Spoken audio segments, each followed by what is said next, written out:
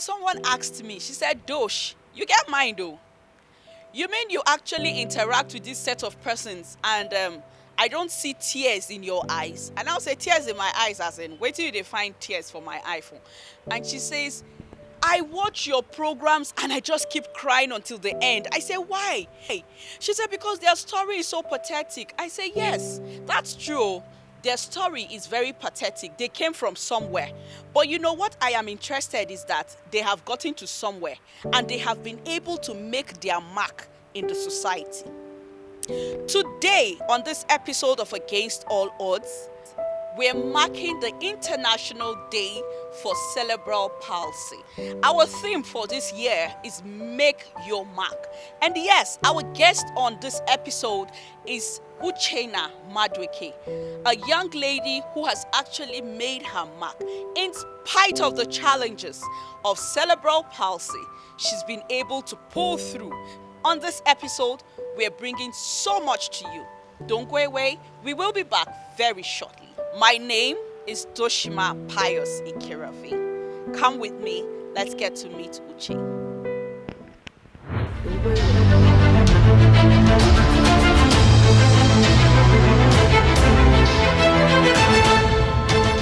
This is Against All Odds. The birth of a child can bring immeasurable joy to a family who awaits such baby with high expectations. The joy and excitement erases the difficulty a woman goes through during pregnancy. However, when a child is born with medical challenges such as cerebral palsy, the joy vanishes into thin air, thereby paving way to anxiety, fear, among other challenges. Cerebral palsy is a group of disorders that affect a person's inability to move and maintain balance and posture. It is the most common motor disability in children. The word cerebral refers to the brain, while palsy has to do with problems or weaknesses of the muscles. Early signs of cerebral palsy may include difficulty in working, difficulty with bodily movement, problems with coordination, amongst others. Based on the evaluation of the body system, there are associated challenges with cerebral palsy. We have the learning impairment that has to do with both the visual and the auditory impairment. Also, we have the speech problems. We have the pressure sore, inability to control urine or poo. That is based on the evaluation of other systems in the body. I'm telling you. However, for Uchenna Ogochukwu Madweke, the disorder came as a result of prolonged labor, and this led to the use of obstetrical forceps, which caused injury to a vital part of her brain, responsible for abnormal coordination of nerves and muscles. She could not walk until she was 10 years old, and even then, she still needed assistance to move around. Her mother played a key role in ensuring early intervention through the right physiotherapy at the right time. She also made sure she got a good education. Number one was my labor. One day I went to school, I was so young. They were laughing too much. I came back, Mommy, I'm not going to school again. They're laughing at me. She said, Daddy Peter, when they laugh at you, laugh at what you did education, you won't get it. I went to school. I think she gave me a confidence that I can overcome. And that was one of the things that have been pushing me till that no matter what, keep forging ahead. And till today, I'm happy I'm making a difference. Regardless of what people think of me or what people say. And I'm used it when people laugh or ask me in the way of educating them. Oh, I'm not sick. I only have a disability. It comes by a brain damage, it's not a sickness. Because people think, I remember entering public transport when I'm working in Unijust. People will say, no, you're sick. I think it's not a sickness, it's a disability, and I am okay. And taxi drivers were willing to pick me more. Tomorrow is my birthday, I'll be 45. God has been faithful. Happy birthday. Let's celebrate Uchenna. She's a 29th September baby. God has been indeed very faithful to her. Right now, we're going to move to the poolside where we'll be more relaxed and Uchenna will take you through the journey, how she has been able to survive cerebral palsy in an ignorant society. Don't go away. We will be back very shortly.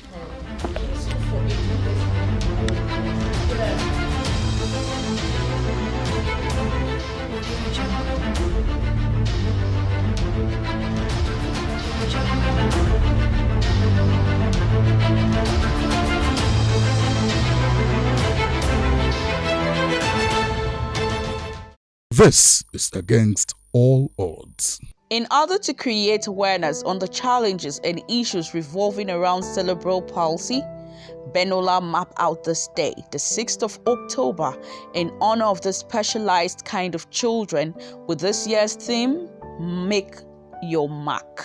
Uchenna, I'm sure you're going to take us through your journey, how you've been able to make a mark. The number one mark I've made, that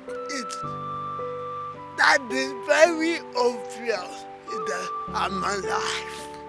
I'm alive. No matter the circumstances, I'm alive today. That number one mark. Another mark I've made is I've been able to go to school. I went to school, primary, secondary, university. I'm a graduate of diploma in special education. I'm now working with Open Door for special education in Jos, Nigeria. I've worked there for 18 years. Over 18 years. I've been a teacher with them there. Even within those years, I've been able to travel to Lagos, out of the country, because I needed to go encourage people. Education at every point brings out the best from a child. It builds a child's confidence and high self-esteem. It gives the child a sense of security, privacy, and awareness. Ogochukwu Uchenna Madueke was not left out. One of her speaking events in Lagos was deemed very impressive by Benola Cerebral Palsy Initiative, and this led to them honoring her with the title of Benola Ambassador. Right now, because of the lockdown, I initiated the program I've started doing, and teach parents online. As part of her contribution to keep children busy during this period, she initiated a visual mentoring program to help parents learn adaptable skills to teach their children at home. I wrote a little book on myself titled Miss Courageous, and I'm grateful to cover all the mark I've made in different ways. This is great to know. You know, I see you, you're so alive, you're a very lively person. But I'm sure you would like to share with us a little bit how it was for you as a growing child. Definitely you knew that you were different. That period I know was very depressing for you. How did you manage yourself in the midst of all that challenges? I felt bad initially that I was different from other people. I had this thing they call inferiority complex, but with time, when I was 18, 19, I started overcoming it. I started accepting myself for who I am. And it wasn't easy because, you know, in our society, there's this saying that if you're disabled, who could marry you?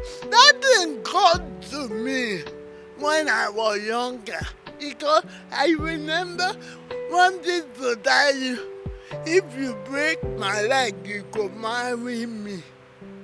I remember, so many people with disability no matter. It got to me earlier with that. When I think a teenager, when you see your mate having boyfriend, you couldn't have boyfriend. Those things got to me.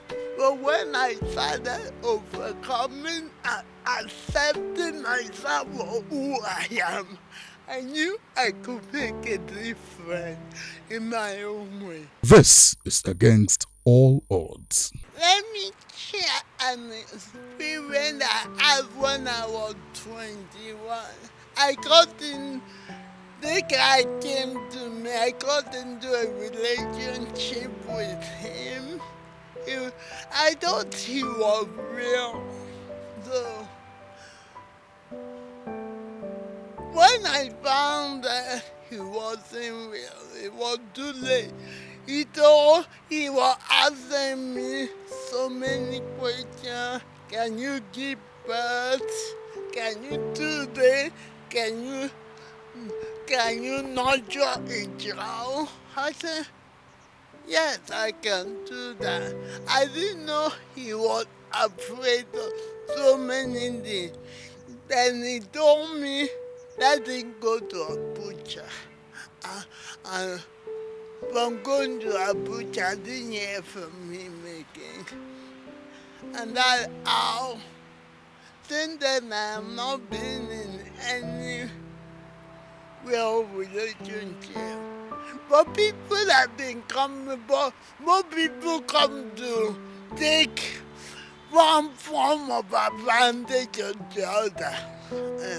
And they are not willing to be committed to me. But with all that, I'm just the fun of my life. Like I keep telling people, right now I'm in the stage of, if a man comes, praise God.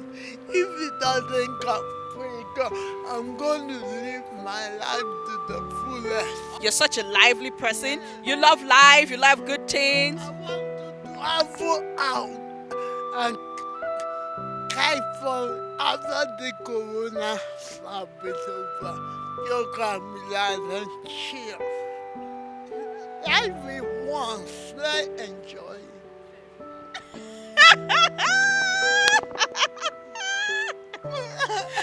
Life is once, let's enjoy it. This is against all odds. Unlike other clusters of disabilities like blind, deaf, and physically challenged, cerebral palsy is not recognized. So what is their place in the society? I think first of all, it starts from the family. To be frank with you, regardless of the amount of finance you have or government policies, if you don't have the support system from family, it will be difficult to raise a child with special needs, because that's where people talk about stigma. So I would like to stress the support from one's immediate and extended family. And if you want to now take it further, you're also looking at support from traditional institution, religious organization. These are very key because they form part of the social, triangle that makes up a human being in terms of growth and aspiration and all that. So you want a situation where your child can socialize with every child, regardless. So this is where Higher Foundation comes in, because we have to do so much talk and sensitization, because our people for a very long time had different kind of belief over why things are the way they are with special children. So we do a lot of sensitization, and I thank God today Mr. President has assented the bill and has become, a law. Most of our brothers and sisters with cerebral palsy are people that require a lot of physiotherapy services. It is very, very important for them. So when you look into this, part of what we intend to do is we are planning to provide what we call community-based rehabilitation services. By this way, when we take off properly and with the availability of funds, we are going to inaugurate this program to go right into the community level, so that the family members will be trained in some of these essential skills, so that they can be able to provide the services to them at home, while we provide a national response to provide some of the needs they require. In the olden days, people with cerebral palsy were often referred to as witches, ogbanje, bad luck, or even snakes, and they were thrown into the river or killed or thrown in the forest amidst traditions. I had my son 8 years ago, and I carried the pregnancy to full term, and I fell into labor the normal way I should. And after the delivery, we were discharged. We got home, and when we got home, I just noticed it was jerking like a jack like that. I was like, what happened to him? So we had to go back to the hospital. And when we got to the hospital, the doctor told me he has birth asphyxia. That is lack of oxygen to the brain during birth. And that was what led to the condition. Initially, when I noticed it, I even thought it was something small. But it started manifesting when it was like 6 months, that he's supposed to start attaining some milestones, like sitting and some other things. I noticed it was very difficult for him to do. He was so floppy, as in that if you carry him, no neck control, nothing. So, and that was how the journey started.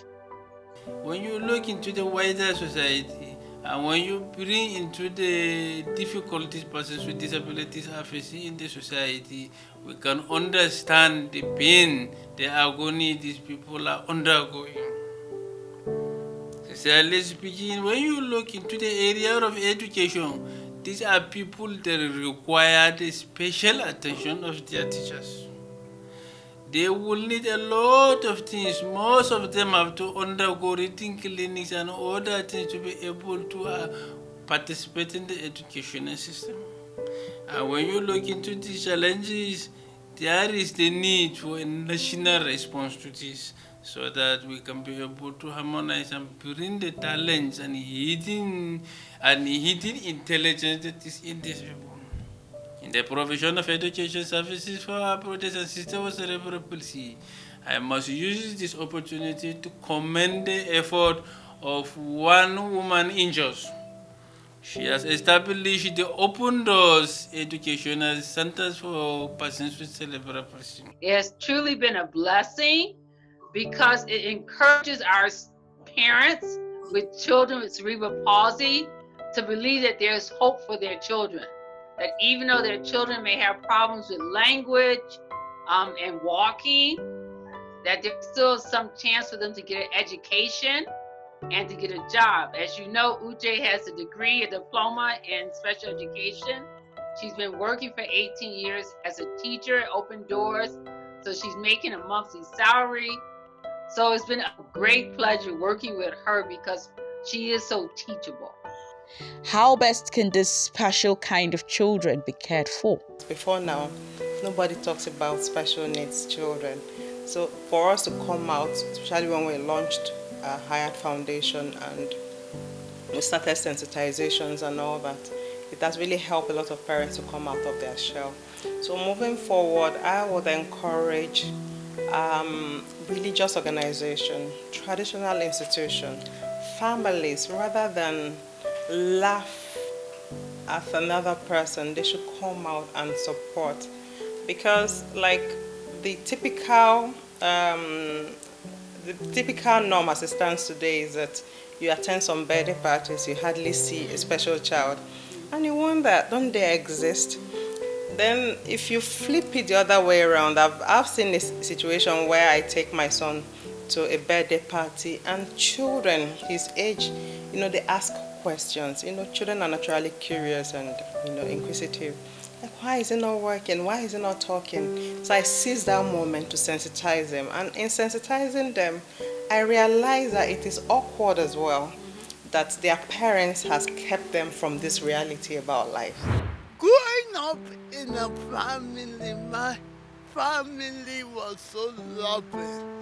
They didn't discriminate me. My mother made sure I had equal rights with my sisters, with my brother. She took me to them party, she would take them. I'm in that party. If right now, when you sit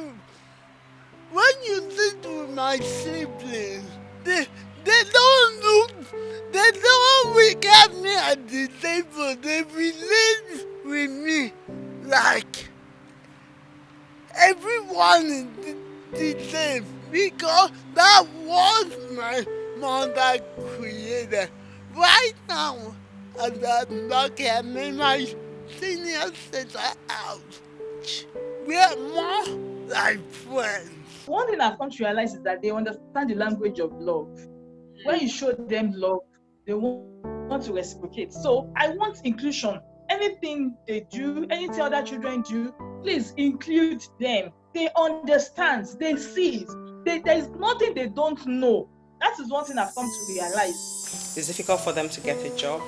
Then the ones that have jobs, it's difficult for them to move from point A to point B. Then for parents that have special children, it's even more difficult raising them, given the challenges faced all over. So to this end, I would really like to appeal to our conscience that we reach out deep in the villages. When you touch a life in the villages, you seize that moment to reach out to the traditional institution there. And shining a light on that special child changes automatically the perception of their immediate family and indeed the locality within that circle. So we are very much focused on it, and I think you'll be hearing from us soon regards to what we are doing. But of course, as a foundation, we can't do it all.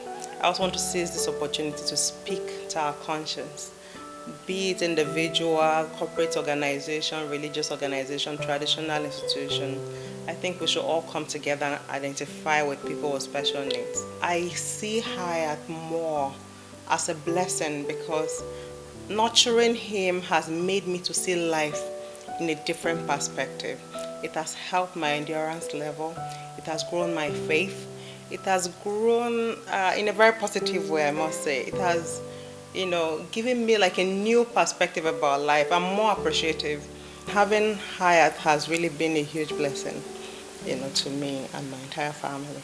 By the grace of God, I'm going to make more marks in different ways, like creating awareness, like this thing has started newly. This calling parents and telling them those that can go to school, they call me and tell me, I tell them how to handle them. I want to take it to the next level. Cerebral palsy, it's not the end of the world. It is not the end of the child. It is not. It is just something that went wrong. A disorder somewhere. I'm very sure that all the people who have spoken with us on Against All Odds have educated us in one way or the other. It is now left for us as a person, as a society, to open our arms and to embrace this set of people. Don't run away from these people when you come across them. Yes, as they celebrate the World International Day for Cerebral Palsy tomorrow, look around you. I'm sure you've met one or two people. Show them love. It's always Against All Odds, a program that brings hope and inspiration to your doorstep. My name, Doshima Pius Ikirove. Let's do this again, same time next week, same station. Bye.